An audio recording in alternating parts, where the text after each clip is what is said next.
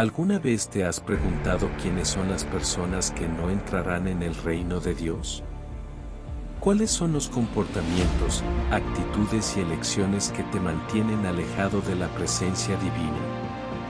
Estas preguntas pueden resultar incómodas, pero son sumamente importantes para nuestra vida espiritual. Y es por eso que hoy, en este video, vamos a explorar este tema en profundidad. Averigüemos qué enseña la Biblia acerca de los que no entrarán en el reino de Dios y reflexionemos sobre lo que podemos hacer para no caer en esta trampa. Esté preparado para una reflexión seria y transformadora sobre el destino de su alma. Pero primero suscríbete para no perderte ningún video aquí en el canal. Escriba en los comentarios qué video le gustaría ver a continuación en el canal. Vamos a empezar. La Biblia se refiere al reino de Dios como tema central del mensaje de Jesucristo. El reino de Dios se presenta como un reino espiritual, no de este mundo, y gobernado por Dios. Jesús es el único que puede interceder por tu alma según las Sagradas Escrituras. El propósito de la venida del Hijo de Dios a la tierra fue únicamente para salvar a la humanidad. En Mateo capítulo 4 versículo 17 está escrito: Desde entonces Jesús comenzó a predicar y a decir: Arrepentíos, porque el reino de los cielos se ha acercado. Este pasaje es una cita de Juan Bautista, quien predicó la llegada del reino de los cielos y el arrepentimiento como forma de preparación para su venida. El arrepentimiento es un acto de reconocimiento de nuestros pecados, de tristeza por el mal que hemos cometido y de cambiar el rumbo de nuestra vida. Juan Bautista estaba llamando a la gente al arrepentimiento, a abandonar sus prácticas pecaminosas y a prepararse para la llegada del reino de los cielos, que sería inaugurado por Jesús. La fe es el principio necesario para poder entrar en el reino de los cielos. Como está escrito en Hebreos capítulo 11 versículo 6, sin fe es imposible agradar a Dios, porque quien se le acerca debe creer que existe y que recompensa a los que le buscan. Los que no creen en Dios no podrán entrar en su reino. Además de la fe para llegar a Dios, Jesús nos enseñó que necesitamos buscar su reino, como está escrito en Mateo en la oración de nuestro Padre. Venga tu reino, hágase tu voluntad, así en la tierra como en el cielo. Mateo capítulo 6 versículo 10. En esta parte de la oración, Jesús está enseñando a sus seguidores a pedir que venga el reino de Dios y que se haga la voluntad de Dios en la tierra como se hace en el cielo. Esto significa que debemos querer que la voluntad de Dios se establezca en todas las áreas de nuestra vida y en todo el mundo, así como ya se cumple en el cielo. El reino de Dios es la expresión que describe la soberanía de Dios y su autoridad sobre todo y sobre todos. Cuando oramos para que venga el reino de Dios, estamos pidiendo que se haga la voluntad de Dios en todas las áreas de nuestras vidas y en todo el mundo, y que se cumplan sus promesas. Pedir que se haga la voluntad de Dios en la tierra como en el cielo es reconocer que Dios es soberano y que nuestra vida y nuestra existencia deben estar alineadas con su voluntad. La oración del Padre Nuestro es una forma de acercarnos a Dios, de pedir su ayuda y de reconocer su soberanía en nuestra vida. En Mateo capítulo 13 versículo 44 al 46 está escrito: El reino de los cielos es como un tesoro escondido en un campo, que un hombre encuentra y vuelve a esconder. Lleno de alegría, va y vende todo lo que tiene y compra ese campo. El reino de los cielos es también como un mercader que busca perlas preciosas. Encontrando una perla de gran precio, fue y vendió todo lo que tenía y la compró. Este versículo es una parábola contada por Jesús en Mateo. Utiliza las metáforas del tesoro escondido en el campo y la perla de gran precio para describir el valor y la importancia del reino de los cielos. En la primera parábola, Jesús habla de un hombre que encuentra un tesoro escondido en un campo. El tesoro es tan valioso que el hombre decide esconderlo nuevamente, vende todo lo que posee y compra el campo para poder quedarse con el tesoro. Esta historia nos enseña que el reino de los cielos es tan valioso que vale la pena sacrificar todo lo que tenemos para obtenerlo. En la segunda parábola, Jesús habla de un mercader que busca perlas preciosas. Encuentra una perla de gran precio y vende todo lo que tiene para comprarla. Esto muestra que el reino de los cielos es tan valioso que nada más puede compararse con él. Estas parábolas nos enseñan que el reino de los cielos es tan precioso y valioso que vale la pena sacrificar todo lo que tenemos para poseerlo. Cuando ponemos el reino de Dios en primer lugar en nuestras vidas, estamos invirtiendo en algo que es eterno y traerá recompensas incomparables. En línea con este versículo también podemos citar el pasaje de Mateo capítulo 6 versículo 33. Buscad primeramente el reino de Dios y su justicia, y todas estas cosas os serán añadidas. Buscar el reino de Dios debe ser una prioridad en la vida de aquellos que desean ser salvos. En el libro de Lucas capítulo 17 versículos 20 y 21 los fariseos le preguntaron a Jesús cuándo vendría el reino de Dios. Los fariseos le preguntaron cuándo vendría el reino de Dios.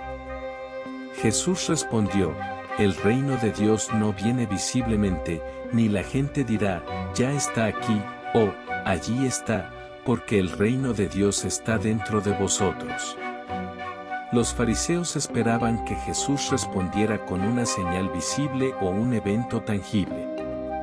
Pero Jesús responde que el reino de Dios no viene de manera visible y que no se puede ubicar en un lugar específico, porque está dentro de cada persona que lo recibe en su corazón. Jesús está enfatizando que el reino de Dios no es algo que se pueda ver con los ojos físicos, sino que es un reino espiritual que se manifiesta en la vida de las personas. El reino de Dios se trata de la presencia de Dios en nuestras vidas y la transformación que Él realiza en nosotros. Por tanto, el versículo nos enseña que el reino de Dios es una realidad interior, accesible a todos los que abren su corazón para recibir la presencia de Dios en su vida. Él no es algo que podamos buscar fuera de nosotros mismos, sino algo que podemos encontrar dentro de nosotros mismos a través de la fe y la relación con Dios. Jesús es el Hijo de Dios y ha estado con el Padre desde la creación de todo. Jesús no es de este mundo. Jesús respondió, mi reino no es de este mundo. Si mi reino fuera de este mundo, mis siervos pelearían para que yo no fuera entregado a los judíos. Pero ahora mi reino no es de aquí. Juan capítulo 18 versículo 36. Este versículo es la respuesta de Jesús a Pilato cuando le preguntó sobre la naturaleza de su reino. Jesús está aclarando que su reino no es de este mundo, es decir, no es un reino político o terrenal que se pueda conquistar por la fuerza o la violencia. Él no está interesado en establecer un gobierno humano basado en el poder y la riqueza, sino en transformar corazones y vidas a través de su amor y gracia. Jesús también indica que si su reino fuera de este mundo, sus servidores pelearían para defenderlo, pero como su reino es espiritual, su batalla se pelea en otro plano. No vino a establecer un reino terrenal, sino a revelar el reino de Dios al corazón de las personas. Por lo tanto, este versículo enseña que el reino de Jesús no es de este mundo y no puede ser entendido o alcanzado por estándares humanos. Es un reino espiritual, que se manifiesta en la transformación de las personas que se entregan a Él y en su obra redentora por la humanidad. Has descubierto lo que necesitas hacer para entrar en el reino de Dios. Ahora hablaremos de los que quedarán fuera del reino celestial. En el libro de Mateo capítulo 7 versículo 21 está escrito: No todo el que me dice, Señor, Señor, entrará en el reino de los cielos, sino el que hace la voluntad de mi Padre que está en los cielos. Este versículo es parte de un sermón de Jesús conocido como el Sermón del Monte. En él, Jesús enseña sobre la importancia de actuar de acuerdo con la voluntad de Dios, en lugar de simplemente proclamar tu fe con palabras vacías.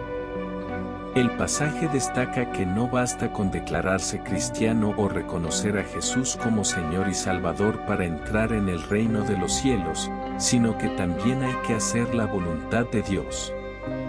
Esto significa seguir las enseñanzas de Jesús y vivir una vida de amor y obediencia a Dios, buscando siempre la santidad y la justicia. Entonces, este versículo nos invita a examinar nuestras propias vidas y preguntarnos si realmente estamos haciendo la voluntad de Dios en lugar de solo hablar de nuestra fe. Es un llamado a la acción y a la transformación para que podamos ser verdaderos discípulos de Jesús y heredar el reino de los cielos. No os engañéis, ni los inmorales, ni los idólatras, ni los adúlteros, ni los homosexuales, ni los ladrones, ni los avaros, ni los alcohólicos, ni los calumniadores, ni los estafadores heredarán el reino de Dios. 1 Corintios capítulo 6 versículos 9 y 10. En la primera carta de Pablo a los Corintios, el apóstol de Jesucristo enumera una serie de conductas consideradas pecaminosas que impiden que una persona herede el reino de Dios.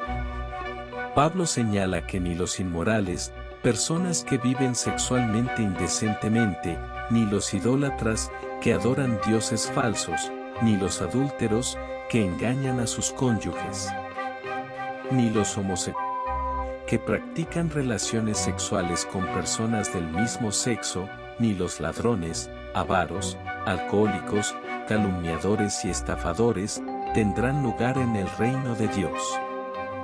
Este pasaje muestra que la práctica de estos comportamientos es incompatible con la vida cristiana y la llamada a la santidad. Esto no significa que las personas que cometen estos pecados queden automáticamente excluidas del reino de Dios, sino que necesitan arrepentirse y buscar la transformación en Cristo, abandonando estas prácticas pecaminosas y viviendo según la voluntad de Dios. Por eso, este versículo nos invita a reflexionar sobre nuestras propias acciones y buscar la santidad en nuestra vida para que podamos heredar el reino de Dios.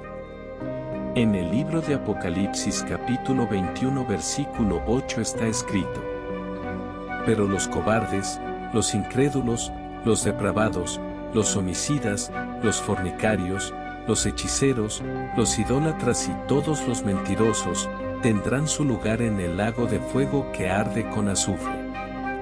Esta es la segunda muerte. Este versículo se refiere a los tipos de personas que no heredarán el reino de Dios y terminarán en el lago de fuego, que es una imagen simbólica del infierno. Enumera varios pecados graves que serán castigados, como la falta de fe en Dios, la cobardía, la inmoralidad sexual, el asesinato, la práctica de la brujería y la idolatría, entre otros. El mensaje principal es que Dios es santo y justo, y que Él no puede permitir que el pecado y el mal sigan existiendo en su presencia, por lo que aquellos que persisten en desobedecerlo enfrentarán un destino terrible. Atención. Tú que llegaste al final de este video, prepárate para una profunda e importante reflexión. En el siguiente video vamos a hablar de un tema que muchos evitan, el infierno y la condenación eterna ante el juicio de Dios. No pierda esta oportunidad de aprender más sobre este tema y comprender la gravedad de las consecuencias de nuestras elecciones. Prepárate para un mensaje impactante que podría cambiar tu vida para siempre, asegúrate de mirar. Suscríbete a nuestro canal y recibe poderosas oraciones y revelaciones del reino de Dios para transformar tu vida.